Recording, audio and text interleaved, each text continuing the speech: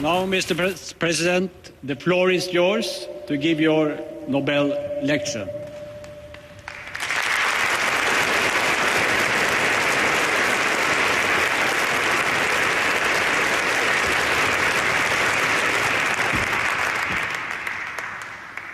Your Majesties, Your Royal Highnesses, distinguished members of the Norwegian Nobel Committee, citizens of America, and citizens of the world.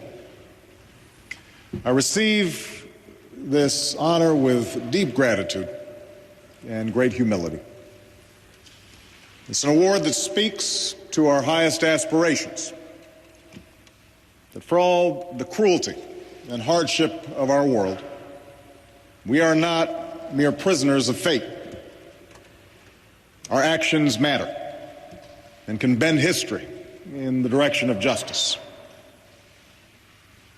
And yet I would be remiss if I did not acknowledge the considerable controversy that your generous decision has generated.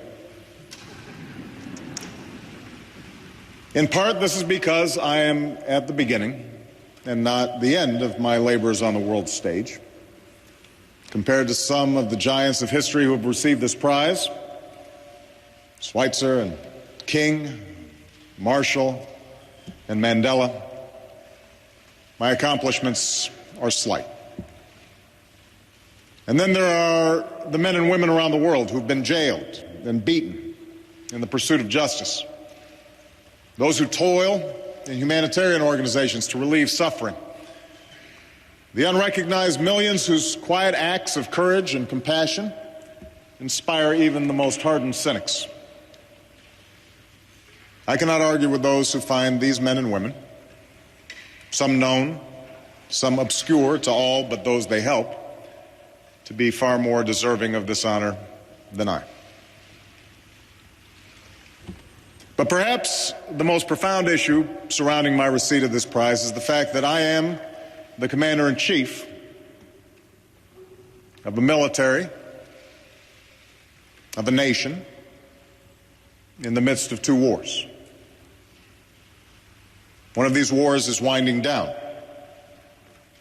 The other is a conflict that America did not seek, one in which we are joined by 42 other countries, including Norway, in an effort to defend ourselves and all nations from further attacks. Still, we are at war. And I'm responsible for the deployment of thousands of young Americans to battle in a distant land. And some will kill, and some will be killed. And so I come here with an acute sense of the costs of armed conflict, filled with difficult questions about the relationship between war and peace and our effort to replace one with the other.